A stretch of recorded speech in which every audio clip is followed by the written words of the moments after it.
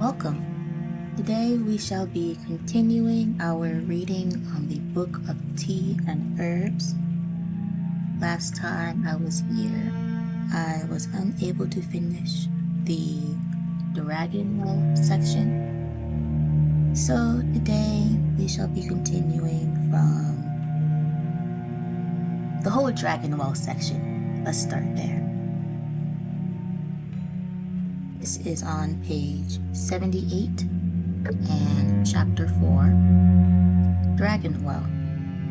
Longjing Longqing. One of China's most celebrated teas, it has 4 unique characteristics: light green color, lingering mellow taste, expansive earthy aroma, and long flat shape. Finest grades still made completely by hand and recognized by their bright and shiny and flattened leaf. The leaf has a cooling effect welcomed in hot weather. Genmai Cha, Japan. A Japanese specialty, green sencha tea leaves blended with fire-toasted rice, a hearty tea with a slightly salty, grainy taste that is filling as well as quenching. Finer grades have a natural sweetness to the finish, sometimes called popcorn tea. The rice sometimes pops open during shipping.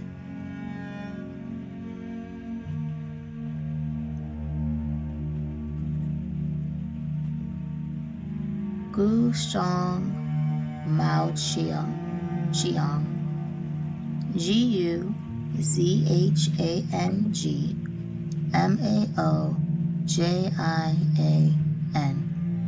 China. Tender silver-tipped leaves harvested for only 10 days each spring on the banks of the Qishu River, Quishui, in the Wuyi Mountains. Gin has a faint sweetness and a unique chestnut character. Although it is a green tea, it is very slightly fermented to give the dry leaves a dark cast. The taste is much smoother than many traditional Chinese green teas, and healing introduction to green tea for people who have tasted black teas. I believe that might be a typo. It has tasted listed twice. So for people who have only tasted black teas is what I'm going to say. Gyokuro, Gyokuro, Japan. The finest grade of tea exported from Japan. Flat, sharply pointed leaves like pine needles. The core is distinctly green, sweet and smooth tasting, a very refined tea for special occasions. Made from first flush tips plucked from bushes cultivated in deep shade and harvested once a year in May.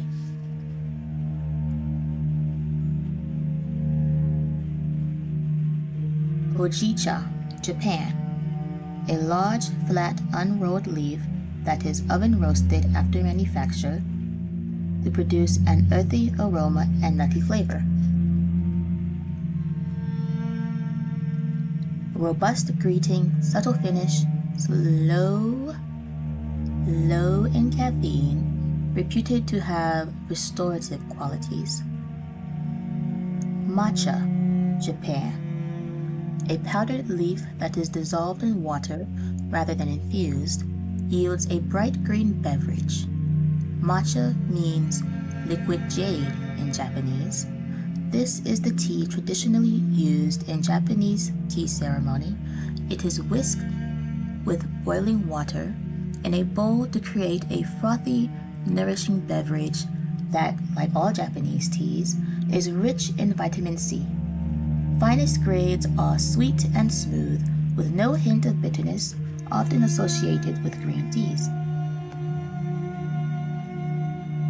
Now we have an insert that is titled Recipe for green tea ice cream.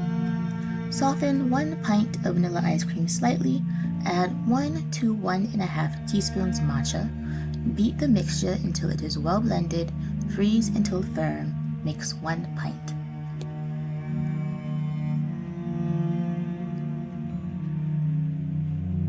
We have, the next tea we have is Pi Lo Chun, China, a rare and famous tea whose name means green snail spring. The hand-rolled leaves do sometimes resemble tiny snails. Its original name, astounding fragrance, is also accurate. Planted amid the tea bushes are peach, apricot, and plum trees that are in full bloom when the tender new leaves unfold. The shoots absorb the wonderful aromas and pass them on to the lucky person who drinks the tea.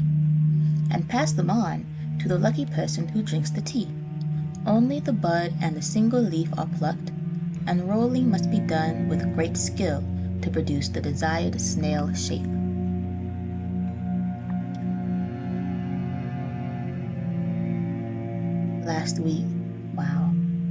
Lastly, we have Pai Mu Ton. Nope, I started that wrong. Apologies. Last section we have is titled White Tea. Pai Mu Ton, China. Smooth, flowery, yellow-orange liqueur with sweet, mellow taste. When infused, the leaves stand upright in the cup. A truly rare tea, produced only in China.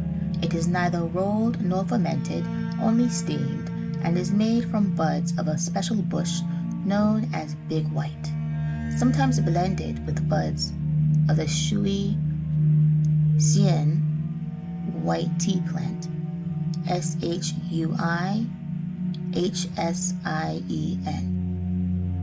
Being 100% tip, this is the most tender and delicate cup available, also called white peony or white peony.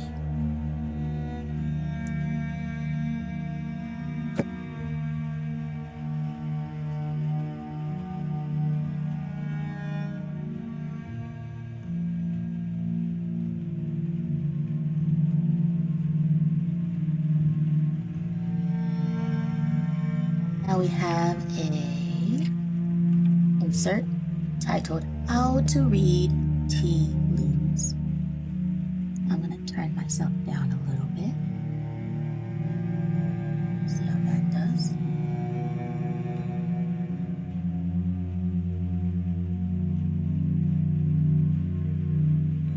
So where tea leaf reading began, or what its rules are, or indeed whether it has any rules.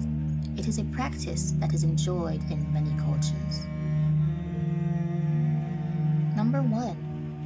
Brew a pot of tea, but do not use a strainer or infusion basket. A large-leafed variety such as oolong is most readable.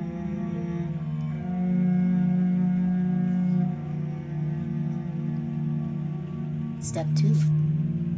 Pour the hot tea into a classic teacup with a smooth white interior. Step 3. Drink the tea, sip by sip. While you do so, reflect on some questions you wish the leaves to answer. Step 4. Swirl the teacup when you have finished. Swirl the teacup when you have finished. Some say to use your non-writing hand. Some say to swirl 3 times in the direction away from you. Step 5. Turn the cup upside down into its saucer. Step 6. Allow the leaves to tell their story by letting the reader pick up the cup, turn it right side up, and gaze at the leaves that remain inside.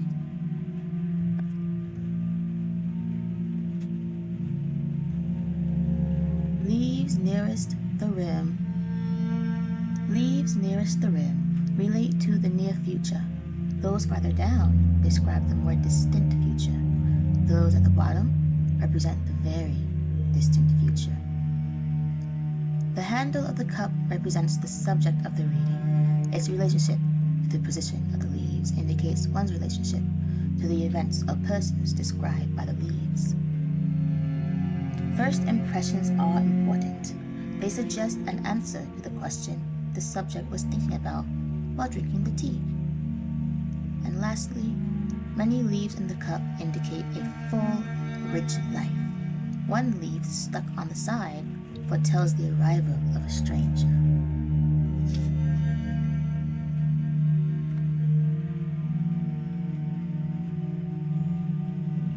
Section 2. Herbs. An herb is a friend. It should be chosen wisely and entertained discriminately. The Minister of Leaves.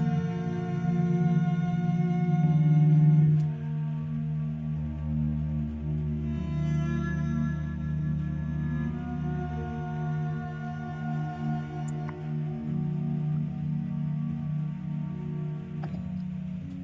Herbs, a definition. We have a insert. On herbs there is nothing to resist, with nothing to resist them. Harmony and balance do not hide, entering harmony and balance. I wash my teacup. The Minister of Leaves.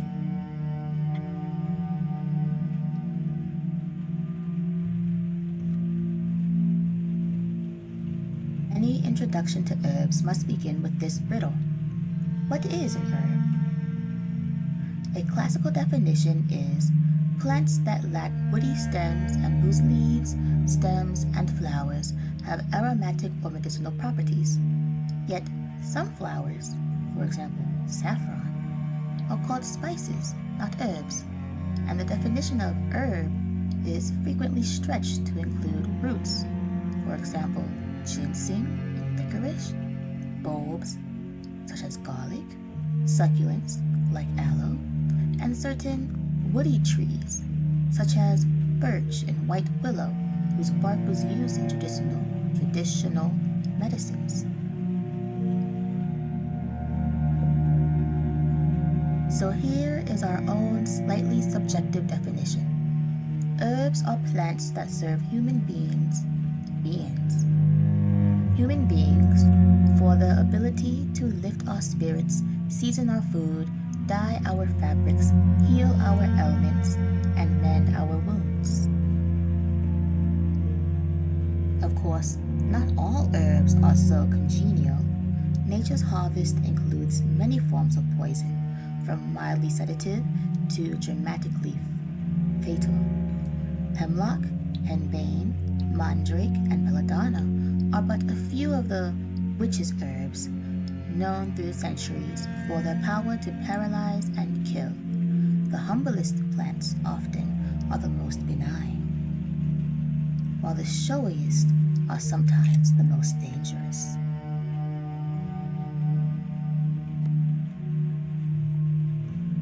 Herbal infusions, teas. According to the strict constructionists, tea applies only to beverages made from the leaves of the Camellia sinensis plant. Beverages made from herbs, they insist, are properly called infusions. In fact, the two terms are often interchanged in casual use, leading to considerable confusion, at least in the United States. We side with the loose constructionists and use herbal infusion and herb tea to mean the same thing.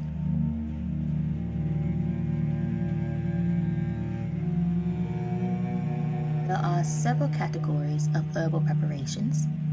Infusions, called tisane in French, spelled Tisanes, are beverages made by steeping dried or fresh plant parts in water that has come to the boil. Decoctions are primarily for medicinal purposes and are made by boiling the plant parts in water until the liquid is reduced. The water is then strained into a cup or teapot. Extractions.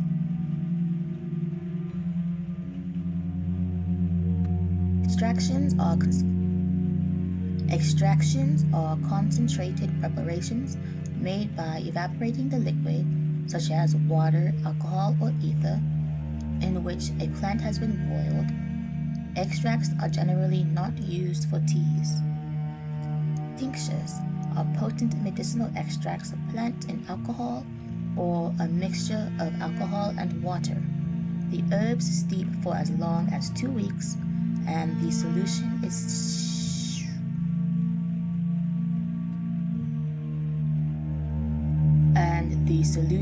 is shaken daily. Tinctures are normally added to water when taken for medicinal purposes.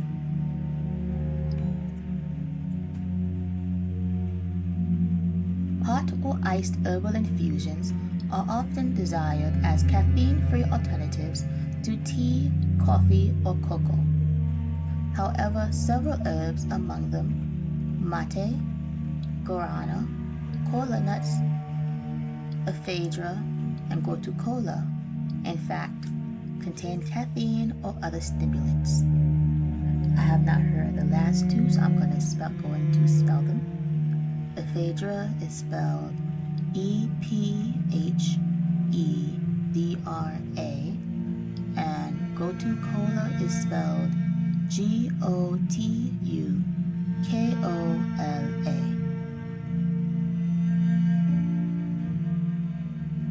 Other herbal brews may produce welcome or unwelcome sedative, laxative, or diuretic effects.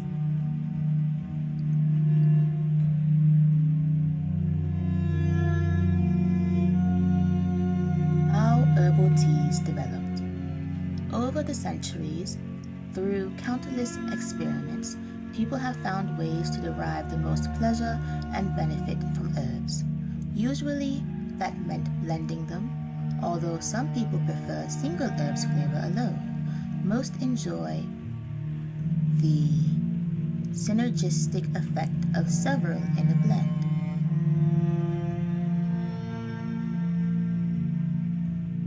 Simples and blends.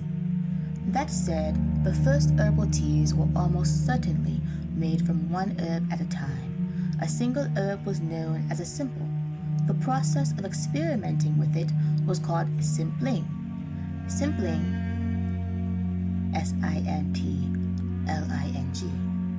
is still the best way to appreciate the flavors and effects of each herb and to understand how blending enhances them.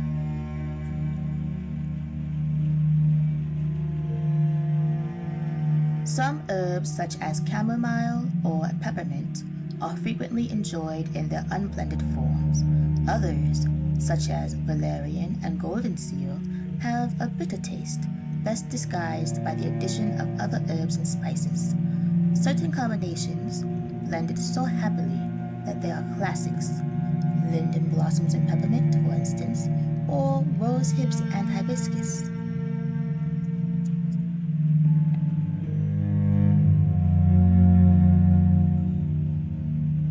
Growing herbs.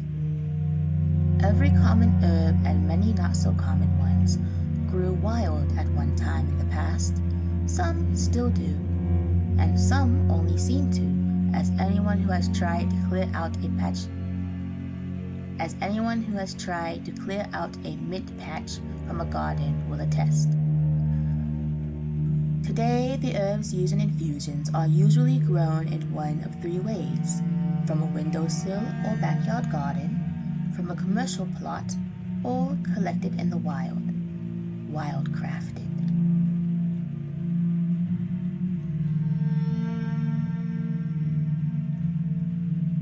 No two herbs demand exactly the same growing conditions or cultivation techniques, which is why many commercial growers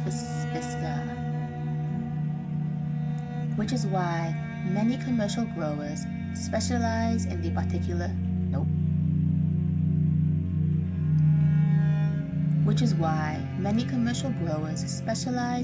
a particular species.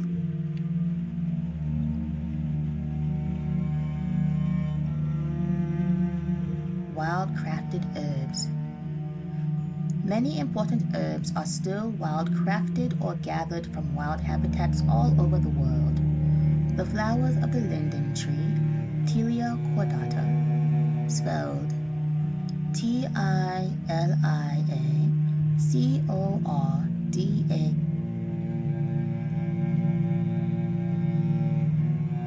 traditionally used in a fever-reducing tea, are picked one by villagers standing on tall wooden ladders along European country lanes.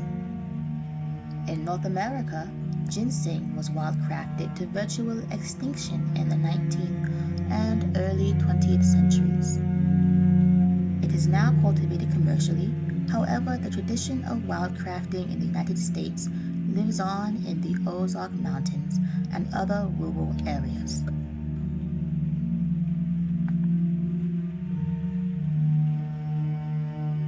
Some herbalists say wild-crafted herbs are the most potent, medicinally speaking, and the purest because they have been taken from their natural habitat. On the other hand, they don't always taste as good as their cultivated cousins, which have been selected for their flavor components.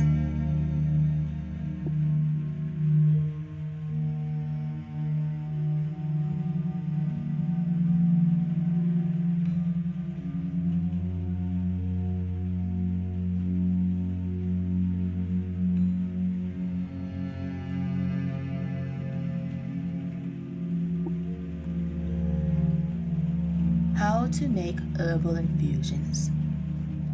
It is as easy to prepare a satisfying herbal infusion as it is to prepare a delicious cup of tea. That is, boil water, infuse herbs, drink infusion. Attention to a few details can help distinguish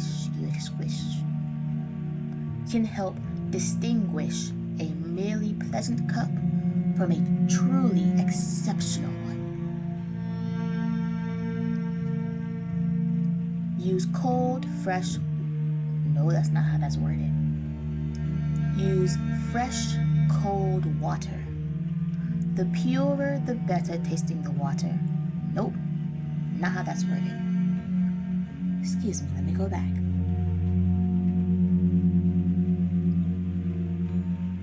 The purer and better tasting the water, the more satisfying the results.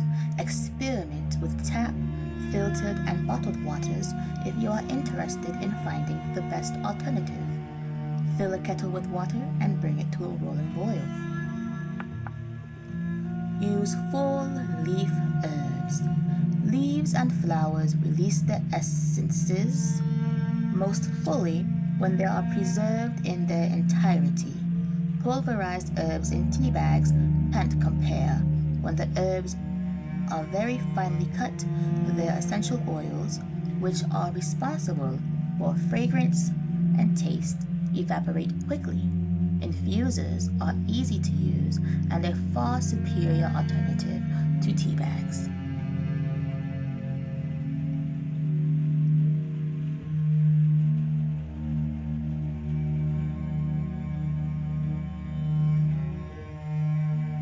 Infuser, cup, and teapot. Herbs need space and good water circulation to unfold and release their essences into the water.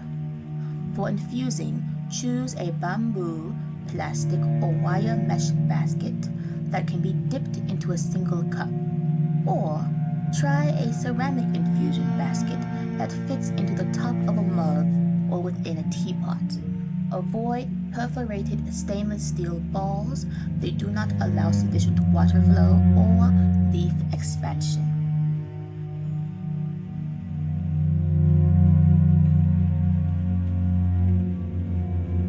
Select a ceramic or glass teacup and teapot.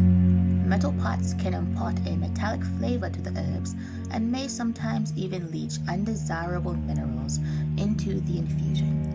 Warm the teapot or cup by swirling some steaming hot water in it and then pour it out. How much herb?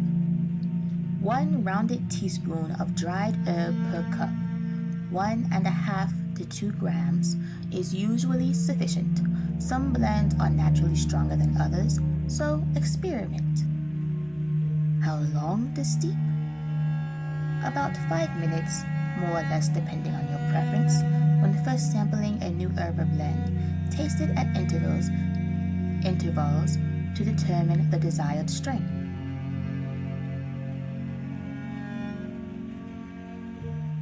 Remove the herbs or strain off the liquid when the tea reaches the desired strength. Dispose of them in your flower garden or compost pile. They make a fine mulching fertilizer. To make iced herb tea, use 2 rounded teaspoons of dried herbs or 3 of fresh. Pour over ice cubes. Melting ice will dilute the strong tea.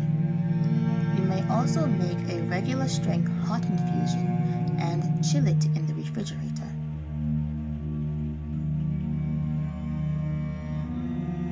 This method takes a little longer, but some people claim it yields a better tasting iced infusion. What to look for in herbal infusions? Here is where herbal teas really differ from Camellia sinensis teas. There is no standard language for evaluating herbal infusions because every herb, every blend, and every cup is likely to be different from the last. A few guidelines may help. Wow.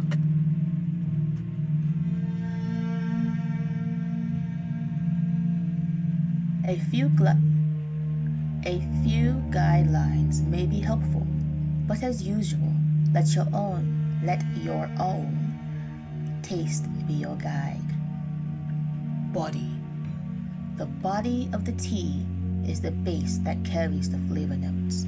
A well-formulated herbal tea has a strong body that leads a deep and full dimension to the beverage. Flat, weak, and watery teas are undesirable. Color. Depending on the dominant herb, infusions may range from light yellow-green, desirable in chamomile tea, to golden, characteristic of teas made with cinnamon or cardamom, to deep brown, as with chicory and carob teas, to bright red, as with hibiscus. In general, the color should be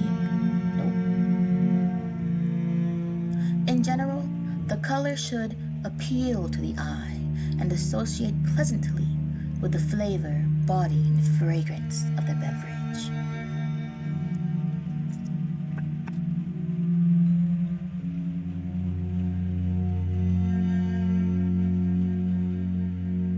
Flavor. A well-blended herb tea reveals a full complement of flavors with high, middle, and top notes. The irresistible comparison is the fine perfume. No single flavor should overwhelm the others. With practice, you may be able to distinguish 3 or 4 flavor notes: green, flowery, fruity, spicy, and so on. Some commercially available herb blends are enhanced by essential oils or concentrated juices, and others are created from chemically isolated flavors derived from natural or artificial substances.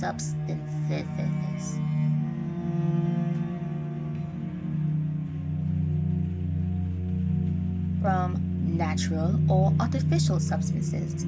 For example, infusions made from strawberry and raspberry leaves are sure to disappoint anyone expecting strawberry and raspberry flavors. They have none of the sweetness or the flavors of the fruit.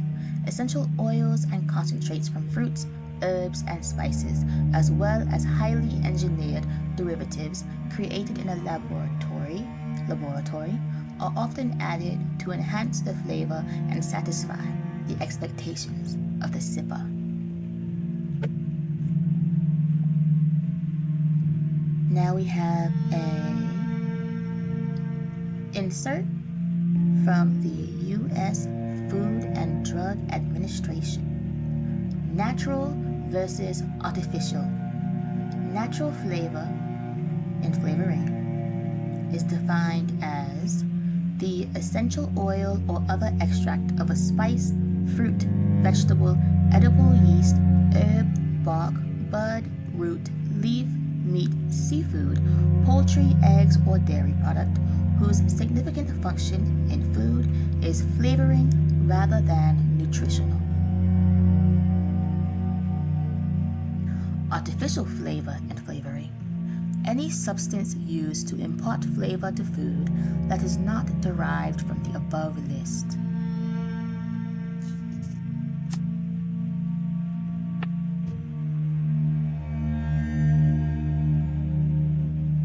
Chapter 6. Herbs in Myth, History, and Lore.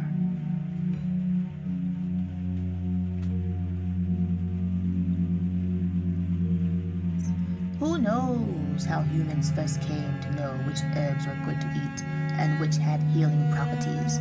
Many, nope. Maybe our ancestors were gifted with phenomenal powers of intuition. Maybe they got ideas from watching grazing animals. Most likely, they slogged along through centuries of trial and error. We do know that by the time the Chinese, the Indians, and the Egyptians made the first written records of such things 3,000 to 4,000 years ago, herbal medicine was already very ancient and quite sophisticated.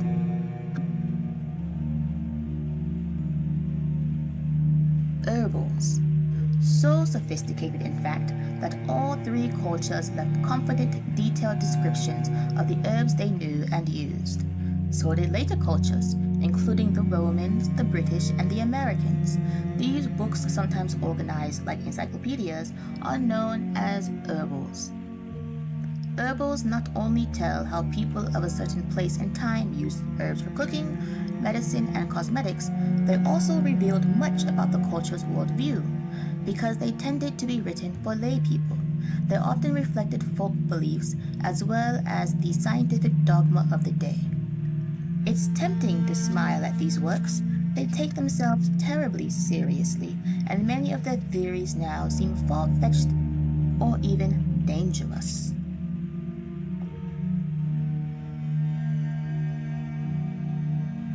But some of our contemporary scientific knowledge about herbs may someday appear just as ludicrous when new discoveries are made. The first herbal, Pen Sao Ching, the first herbal, Pen Sao Ching, PenSaoChing.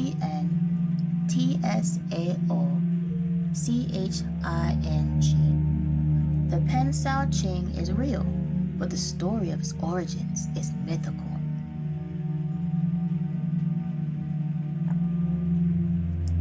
The Yellow Emperor Shen Nong, Shenong, who lived for about 1,000 years, was a remarkable personage indeed. For one, he had a transparent abdomen through which he could observe the workings of his digestive system. Even more amazing, he was semi-immortal, capable of dying and being reborn. Those two attributes served him well as the father of herbal medicine, and not coincidentally, the discoverer of Camellia sinensis. By tasting a great number of herbs and observing their effects, he learned which herbs were beneficial and which were harmful or even fatal. Eventually, alas, he died permanently, but not before passing on his knowledge to grateful mortals. Shen Nong's legacy, said to have been written about 2700 BC, is the Pen Sao Ching, or the Classic of Herbs. It listed more than 300 herbal remedies made from a wide variety of plants, including ephedra, rhubarb, and opium poppy. In time, other herbalists added to this body of knowledge by writing their own herbals. To date, some 400 herbals describing 5,000 plant-based medicines have been written in Chinese. Not surprising when you consider that China has some 30,000 flowering plant species, the most diverse flora of any non-tropical nation. North America has only about 18,000 flowering plant species. The Pan Sao Ching also set forth the basic principles of Chinese medicine, which involving balancing the forces of yin and yang, complementary types of energy. Heat and coldness, energy and inertia, dryness and moistness, and other pairs of opposites. These principles and practices have had an amazingly long lifespan. Herbs, acupuncture, stimulation of energy channels with fine needles, diet and exercise, all described in the Pan Sao Ching, are still commonly used in Chinese medicinal treatments. We have an excerpt from somewhere, balancing the Qi, QI. The animating force of Chinese medicine is known as Qi, which Westerners sometimes liken to energy field. The purpose of Chinese medicine is to balance the forces within the human organism, which the Chinese regard as a microcosm of nature. Instead of viewing doctors as mechanics, as Westerners often do, the Chinese view doctors as gardeners, pruning, fertilizing, and planting to create a harmonious, thriving whole.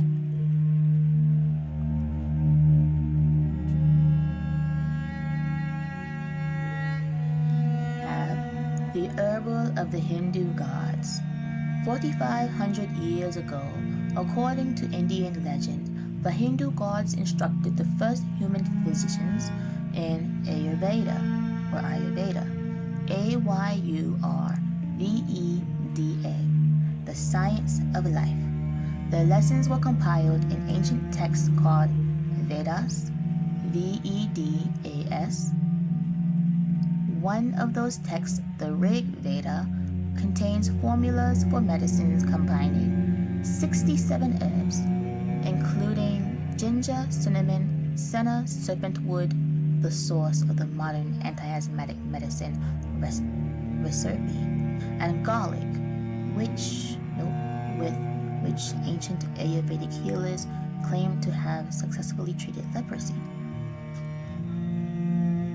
We have another excerpt titled The Legend, I'm going to butcher this name, of Punyavasu Atreva, Punarvasu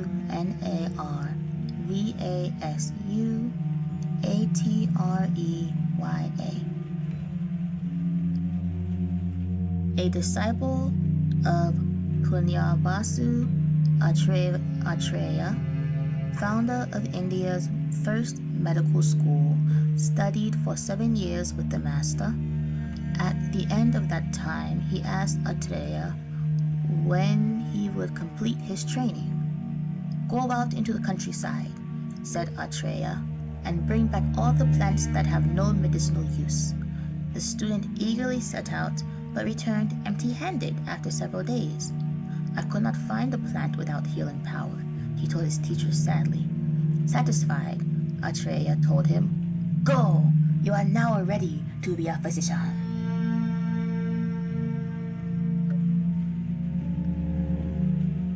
Moving on. The Secrets of the Pharaohs. The herbal that would end up having the greatest influence on the Western world was written in Egypt, probably around 1500 BC. In 1874, a German Egyptologist discovered it. a 65-foot-long roll of papyrus that describes surgical procedures, internal medicine, and herbal remedies. Among the 800 medicinal herbs listed are anise, cassia, cardamom, thyme, and garlic, a special favorite of the Egyptians, who believed it strengthened the body and prevented disease. Scientists tend to agree with the Egyptians about garlic. Louis Pasteur observed garlic's antibacterial effects back in 1858, and in the second half of the 20th century, more than 1,000 scientific papers have been published on the issue.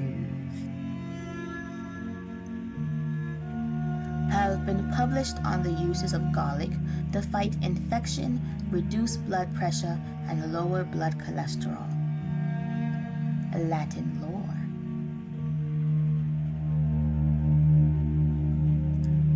De materia de medica.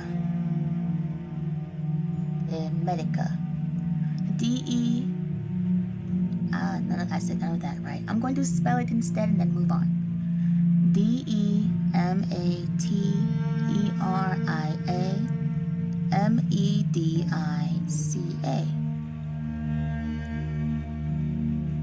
Europe's first true herbal was written around the turn of the first millennium AD by one Dioscorides, Dioscordes, Dioscorides, a Greek born in Turkey who served in the Roman Emperor Nero's army. De materia medica was as the herbal was called, was influenced by Egyptian traditions, but represented a step backwards. Dioscorides did discuss about 500 plants, but so vaguely and briefly that it is hard today to know exactly which ones he was talking about. Nevertheless, largely for lack of anything else, De materia medica influenced herbal medicine for 1,500 years. Well into the 16th century, it was still widely quoted and relied on.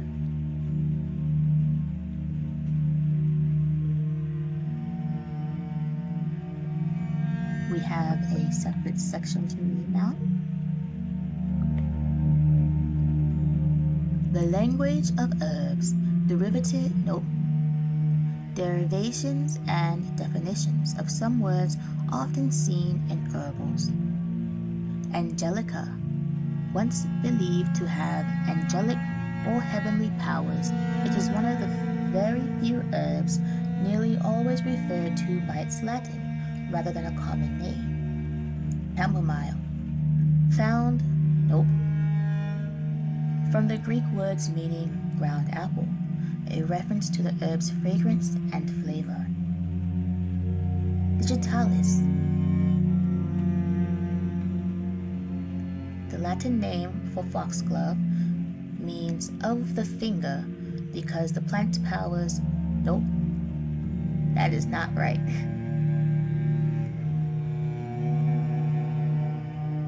Because the plant's flowers are finger-shaped. Hyssop. This common name comes to us via Latin and Greek from the Hebrew Esob, E-S-O-B, holy herb, which is mentioned in the Old Testament. However, the biblical plant was probably some other herb, maybe a species of marjoram, M-A-R-J-O-R-A-M.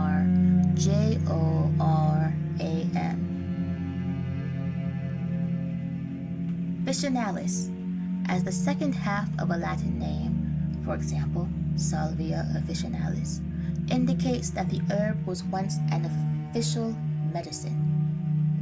Tussilago, from the Latin tussis or tussis, cough. This herb, commonly called colt's foot, or coughwort was once widely prescribed to coughing and wheezing patients. Valerian. May come from the Latin valere or valere, Valere, meaning to be strong or healthy, or it may be named in honor of Valerius, an early herbalist. Wort. The Anglo-Saxon word, wort spelled W-O-R-T. The Anglo-Saxon word for plant, part of such common herb names such as St. John's wort, mugwort, soapwort, and milkwort. Nuns, witches, and herbalists. The fall of Rome in the 5th century AD ushered in the Dark Ages, aptly named as far as herbal learning goes. Scientific inquiry, such as it has been, came to a halt. Non-Christian learning was suspect. Herbalism survived as an artifact of the ancient world, cloistered in Catholic monasteries where nuns and monks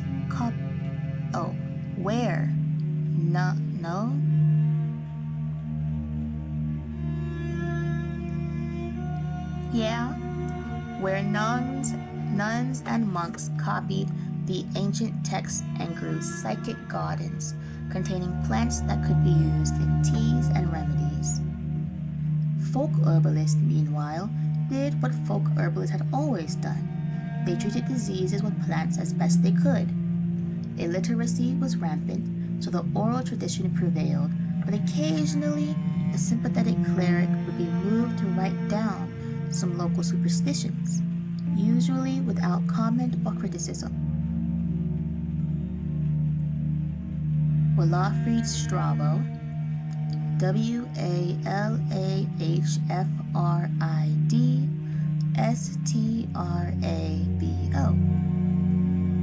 a monk who lived in what is now Switzerland during the 9th century, wrote a collection in verse form. Of sage, he wrote, it holds the place of honor, is of good scent and virtues for many ills, some of which he claimed included palsy, indigestion, and toothache. He also suggested an antidote to poison, aconite, ACONITE, a dose of wholesome horsehound.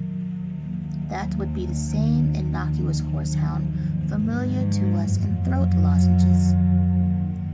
In the 11th century, a German Benedictine abbess, Hildegard of Bingen. Benedictine is spelled Benedictine. Abbess is spelled ABBESS. Hildegard or Hildegard, HILDEGARD.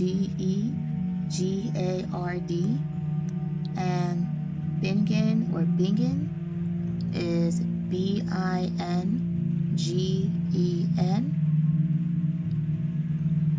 I have seen those words before. Aimed to be inspired by divine visions to compile her herbal formulas into a book, a jumble of folk medicine, Catholic mysticism, and practical herbal experience. Hildegard's medicine is among the very few collections of the old wives' tales told by wise women who served as the doctors of the day.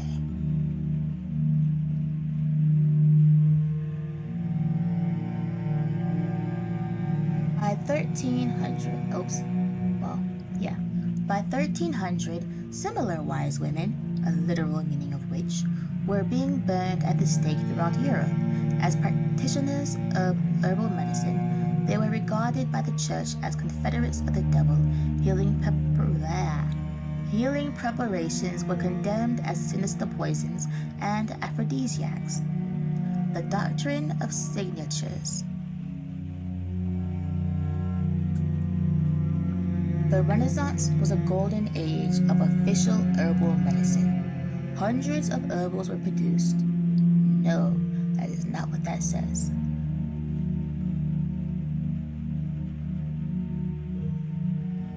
Hundreds of herbals were published. Some actually contained useful information. Most mixed religion, superstition, astrology, and convoluted metaphysical doctrines were a bit of botanical lore.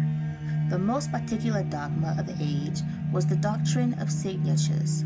This theory argued that the Creator had marked each plant with a sign of its benefits to man. Yellow plants, such as marigold, and saffron, were certainly meant to treat jaundice, which makes the skin yellow. Plants whose leaves resembled the liver would heal liver disease, and plants like mandrake, which looked like the human form, were believed to be God's gift to the entire body.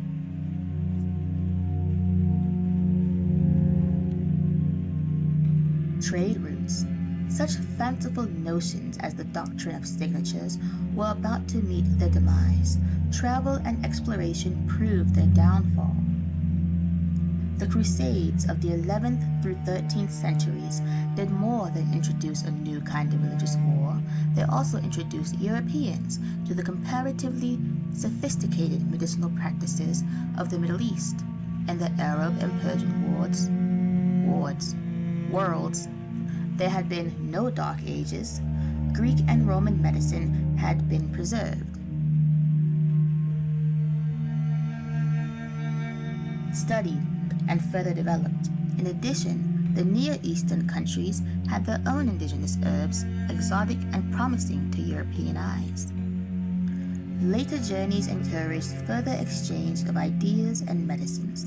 The voyages to the Americas brought back a wealth of new plants, such as cinchona, Cinchona,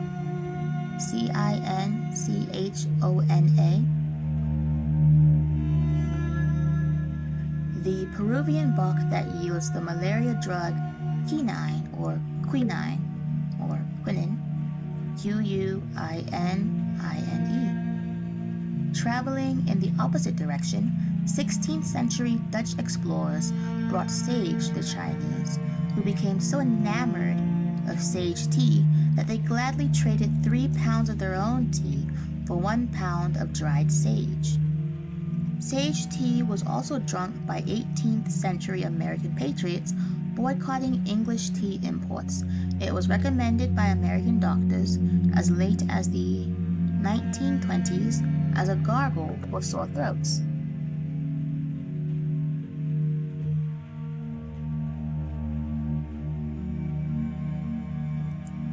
Names to know.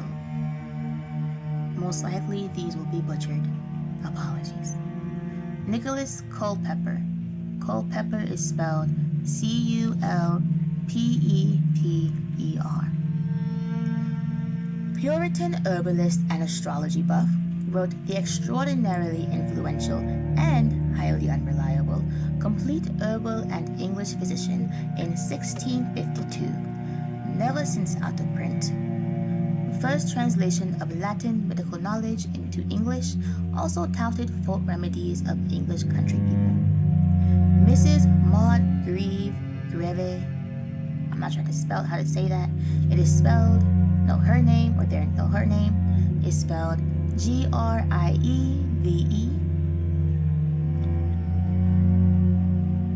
Century British herbalist, author of A Modern Herbal, 1931, subtitled The Medicinal, Culinary, Cosmetic, and Economic Properties, Cultivation, and Folklore of Herbs, Grasses, Fungi, Shrubs, and Trees with all their modern scientific uses.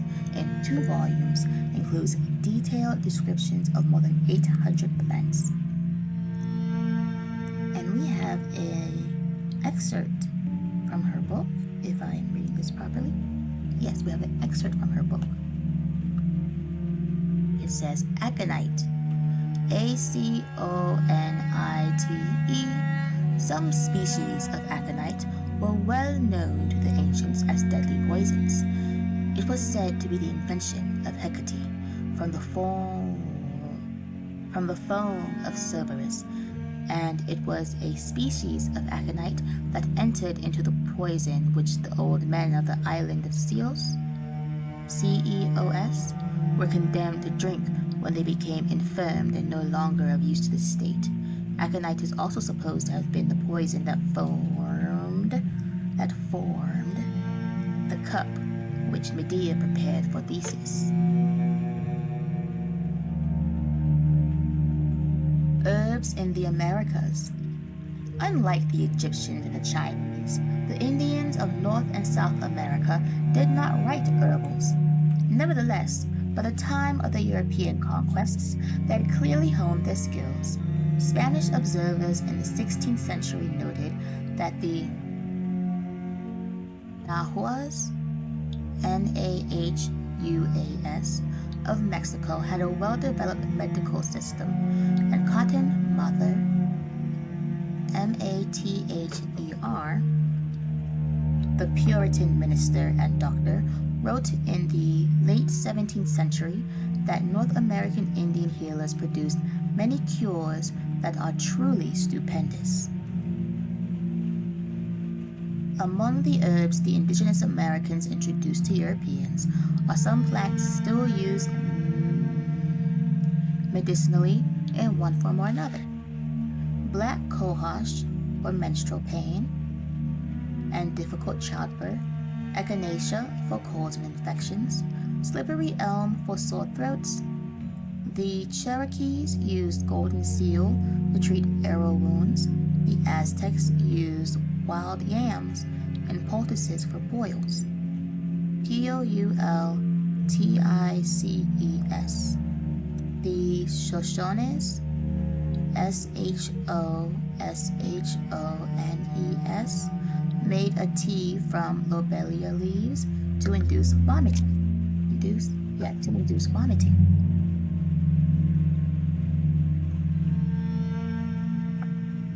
Herbs in the modern world. Travelers exploring the world today will find a well-established herbal tradition in virtually every culture they visit. In developing countries, as much as 3/4 of the population may be treated primarily with herbs by local practitioners.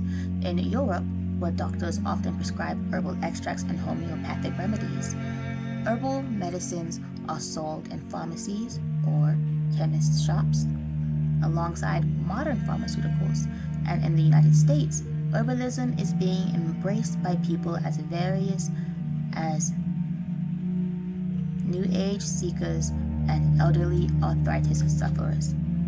Meanwhile, concern about environmental catastrophe has motivated some people to try to save unique endangered plants. No, that's not what it says. To try and save unique endangered pools of herbal knowledge. In the Amazon, plant species are disappearing rapidly as the rainforest is destroyed. Older herbalists there are finding new apprentices. Ethnobotanists from universities have been trying to record some of this tribal knowledge, but the task is vast and already much has been lost. We have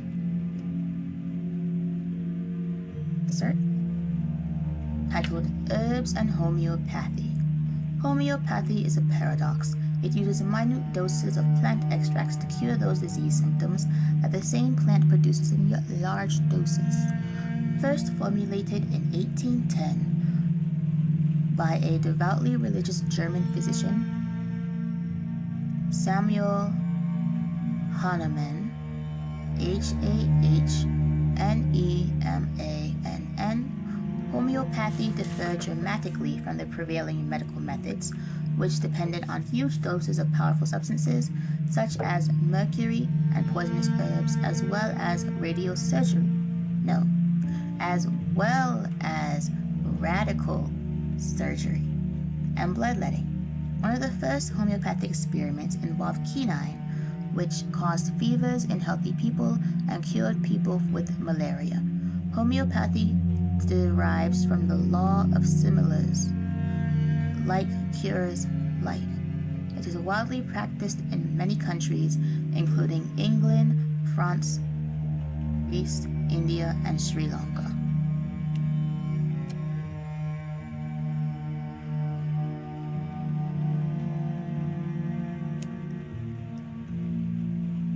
And I think I'm going to do chapter 7, and then we'll be done. I might be able to finish today. Chapter 7, Herbs and Well-Being.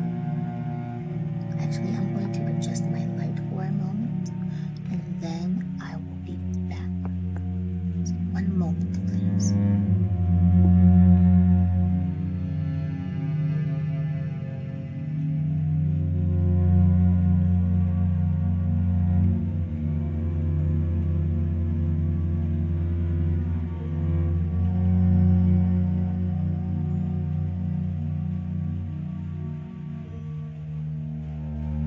Okay, I'm going to see if this is going to be a bit better. Herbs and medicine. People have used herbs as medicine for as long as there have been people who got sick. According to archaeological evidence, humans in Mesopotamia, now Iraq, used yarrow, marshmallow, and other healing herbs some 6,000 years ago. More than 100 of our most valuable drugs, among them digitalis, quinine, and the ubiquitous aspirin, are derived from common plants used since antiquity in the healing arts. Healers in the past were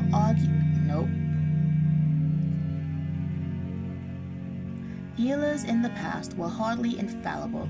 They often prescribed a single herb for dozens of wildly unrelated conditions, say fever, digestive problems, kidney stones, and delayed menstruation, all known to be cured by chamomile in 17th century England. Some herbs went through fashions of being used to treat one thing in one century, another in the next. In 19th century America, some physicians prescribed chamomile for malaria and typhus. Once in a while, the herbs must have done the trick, or maybe it was simply that the boiled water used for herbal infusions was much safer than unboiled, untreated water in a local creek or well.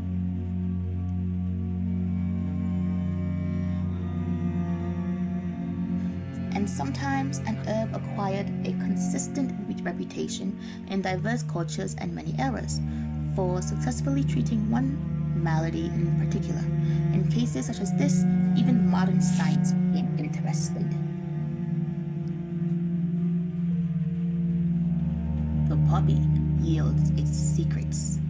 Until the early 1800s, most medicines were crude plant preparations administered orally.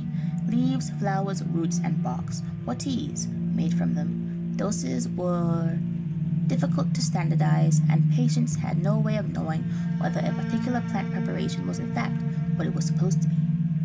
Active principles. All that changed dramatically in 1803 when a German pharmacist isolated morphine from poppy, the milky juice of the opium poppy.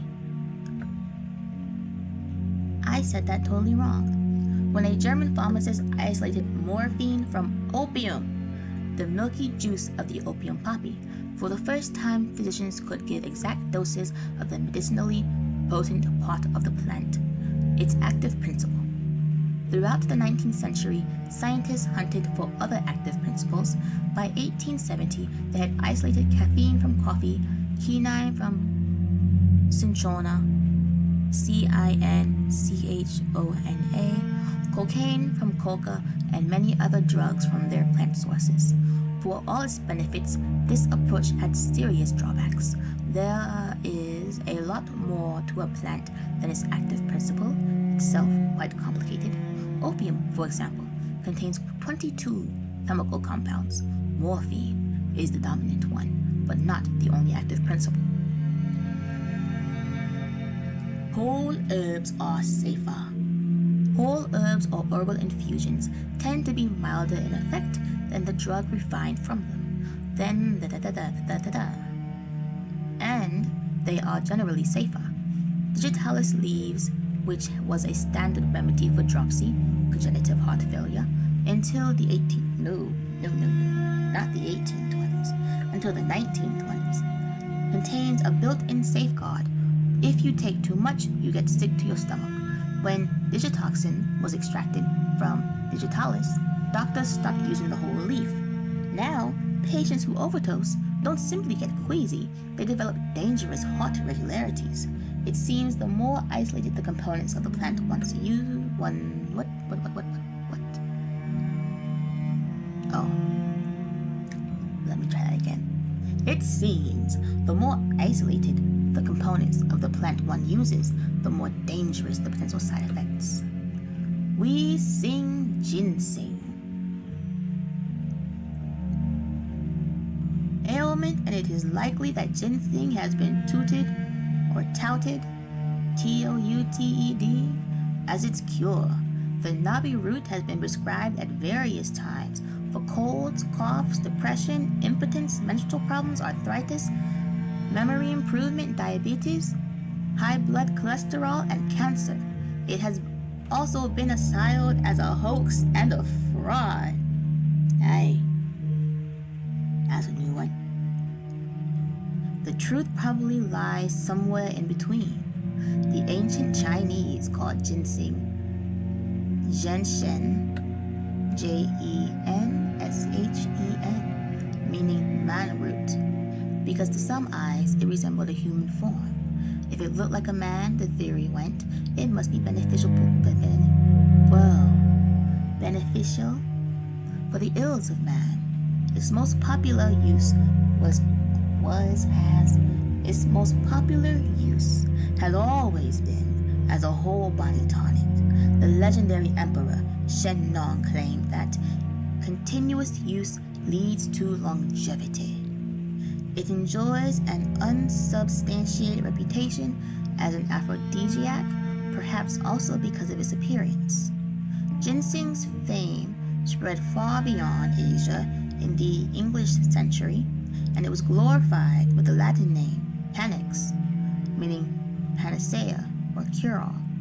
P-A-N-A-C-E-A.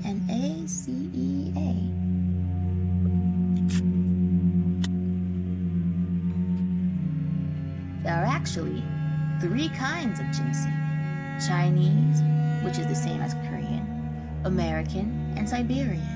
The Siberian plant is not the true Panax. Oh, I didn't spell it. P-A-N-A-X. But rather a prickly shrub. I'm going to try and pronounce this, and I will spell it afterwards.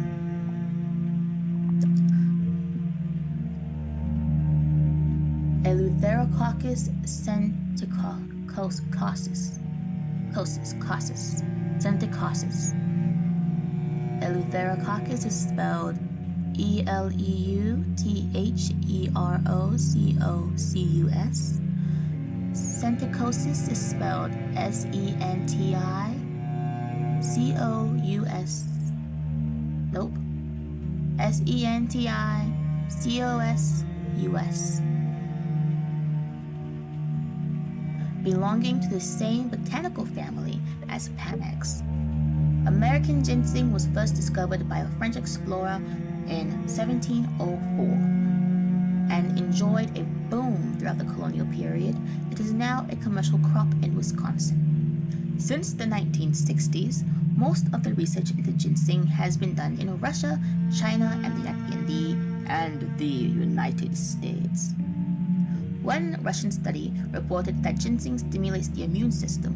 Workers who took it had fewer sick days. An American study reported that it eliminated chronic herpes sores.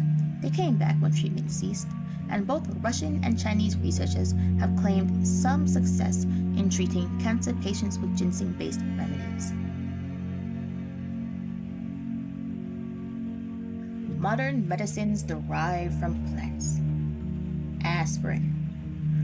Salicin, the base of the compound of acetylsalicylic acid, which is aspirin, is naturally present in the bark of the white willow tree, Salix alba.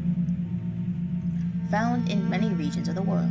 In fact, every traditional herbal medicine from Chinese to the African Hottentots, Hottentots, to the native North Americans had used white willow bark and other salicin-containing plants, usually in the form of tea, for the same maladies we now treat with aspirin. Pain, fever, and inflammation. In the first half of the 19th century, European chemists extracted first salicin from meadowsweet, Filipendula ulmaria, which was thought to be a member of the Spiraceae. No, I don't know what that says. Spiraea? Spiraea? Spiraea, genus, for which aspirin eventually was named. It took the work of several more chemists to develop the synthesized aspirin compound. Aspirin continues to be one of the most widely used, some might say overused, non-prescription drugs available. Colchicine, Colchicine.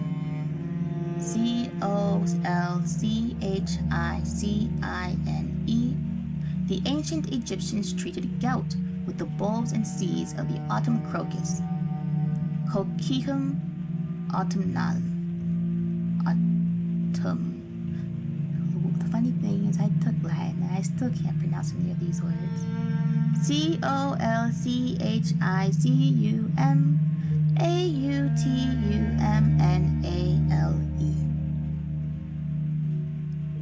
A deceptively lovely plant that carries poison in every part. Slaves in ancient Greece, knowing of its deadliness, chewed tiny bits of the bulbs to wangle sick leaf. Today we have less toxic methods of malingering, but still no more effective treatment for gout. Colchicine is isolated from the plant and given intravenously or in tablet form. Even this treatment can have serious side effects. Under no circumstances should anyone experiment with autumn crocus on his or her own. Digitoxin. The tall, beautiful foxglove plant, which grows wild along roadsides and all the edges of the woods, has been cultivated for herbal medicines used for various conditions for centuries. In the 1700s, a British physician discovered that foxglove tea was being used as a folk treatment for dropsy, or congenital heart failure. His account of his discovery and the subsequent isolation of digitoxin from the plant led to its widespread medical use. Digitoxin, 1,000 times stronger than powdered digitalis leaves, helps reduce blood pressure in the veins while stimulating the heart's contractions. Both digitoxin and the foxglove plant itself are too toxic to be used without medical supervision. Ephedrine.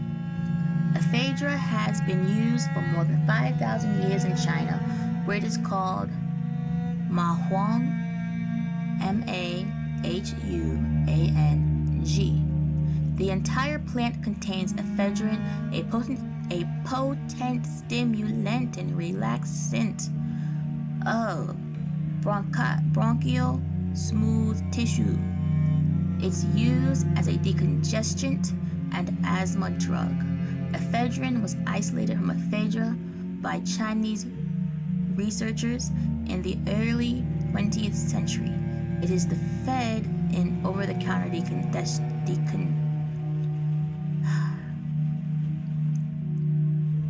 over-the-counter decongestants with that suffix it is the fed in over-the-counter decongestants with that suffix. An American species, E. nivedenus, contains much smaller amounts of ephedrine. Quinine. Tea made from the powdered bark of the cinchona tree was a traditional malaria remedy among Peruvian Indians. Spanish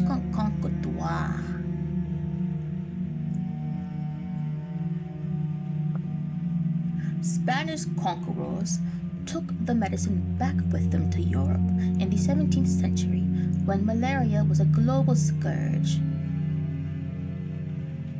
It thus became the first specific in Western medicine, a particular medicine for a particular disease.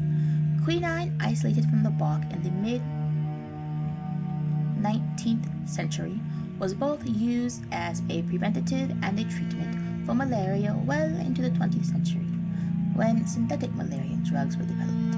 In recent years, the malaria parasite has become resistant to synthetic drugs, and quinine is once again returning into favor. Reserpine. This drug for high blood pressure is isolated from the root of the serpentwood tree, Rauwolfia serpentina. The plant is native to the forests of India and is mentioned as a gentle sedative in a medical handbook written around 1000 BC in the 1940s. Serpentwood's active principle was isolated, and Indian physicians began prescribing it for hypertension. The regular use of reserpine has a documented side effect of manic depression, a side effect possibly buffered in the whole root by counterbalancing compounds. Rosy periwinkle. Native to Madagascar, the rosy periwinkle, Catharanthus roseus, has had a folk reputation as a treatment for diabetes. It is now reported to have a promising effect on white blood cells and cancer causes. Few wild specimens of the plant can still be found in the original habitat. We have an accent. Ginger rules the waves. Centuries ago, Chinese sailors chewed ginger to prevent seasickness. Now, research confirms they were doing the right thing. A 1985 study published in the respected British medical journal Lancet found better results with ginger powder than with the over-the-counter motion sickness drug Dramamine. The stout-hearted volunteers were subjected to computerized rocking chairs. That sounds horrible. Ginger tea, ginger powder, candied ginger, and ginger ale all seem to work about the same, but make sure the ginger ale is made with real ginger and not an artificial substitute. And that is the end of Chapter 7. Next time, we shall be doing Chapter 8. And good morning, good evening, good day, good night, good afternoon. I hope all of y'all have a great rest of your day. Bye!